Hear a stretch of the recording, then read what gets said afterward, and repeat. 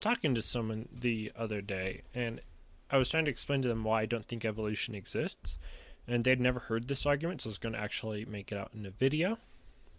The basic format for evolution, as I see it, is object A is equal to object A. This is a tautological statement, and so it means like an apple is an apple. You're not defining the whatness of the A, you're just merely ascribing that it is itself. Then what normally happens in evolution is you have something called random mutations. So we'll give subscripts for the random mutations, and these can be anything. I mean, this is really just a way to distinguish this object A from this object A.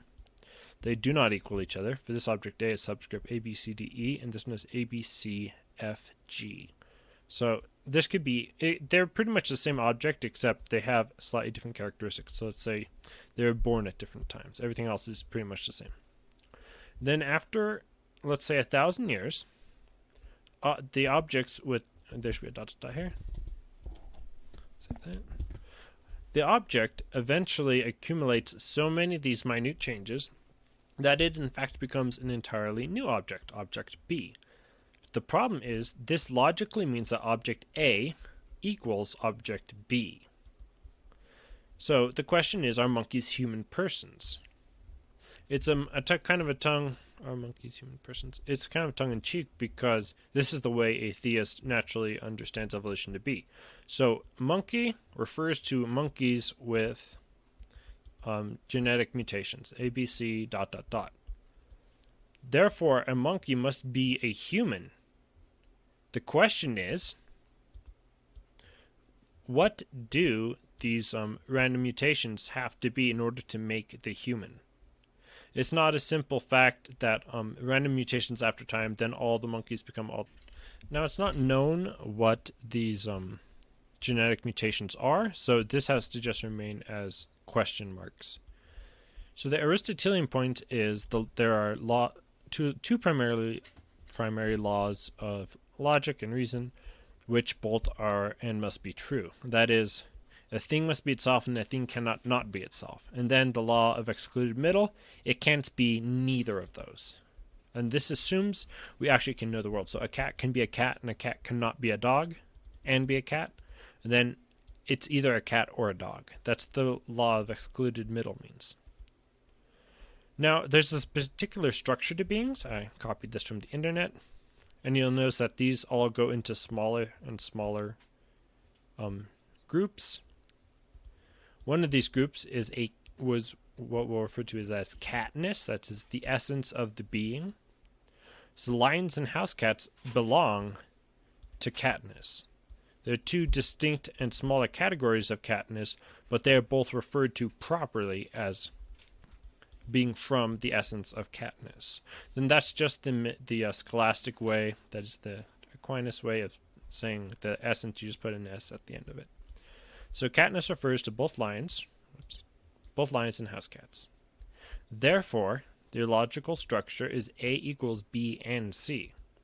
But it does not follow that B equals C, as lions and house cats refer to Katniss, not each other. So while it is possible to infer a primordial cat, it is not possible to logically make sense of this inference, since it contradicts the principle of excluded middle. So that's simply saying that there can be a cat. It's possible to infer that there is a cat, which is the equivalent of Katniss.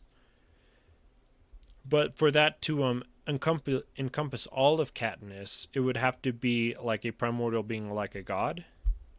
So in Aristotelian thought, you probably can't. But the idea of this is important because it gives you the grounding for there being the essence structure to it. It follows that evolution, therefore, is not a scientific object, but a possibly true object of faith.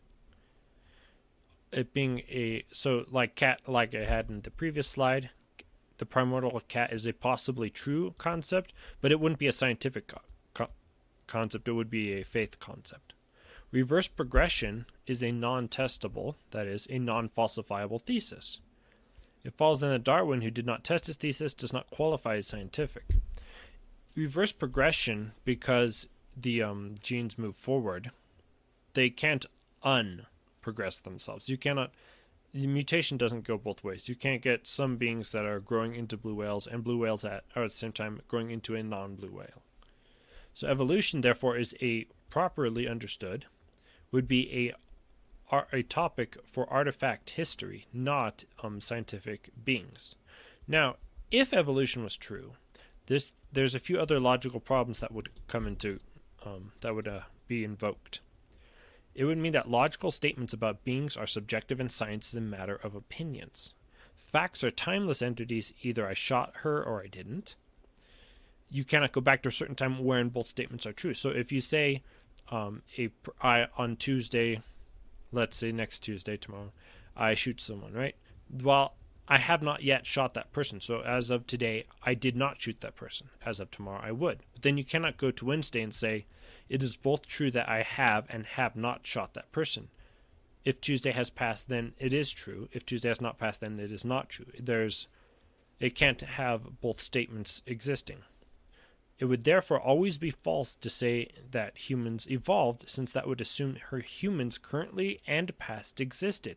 You would have to hold both beings in existence at the same time, and this endorses a viciously circular argument. And that which is another way of saying you would have to assume your argument to be true for it to be made. So for you to even to say that evolution is possible, you would have to assume that it would have to be true. And that is the viciously circular argument. Therefore, on two different accounts, the principle of excluded middle and viciously circular argument, evolution cannot be true.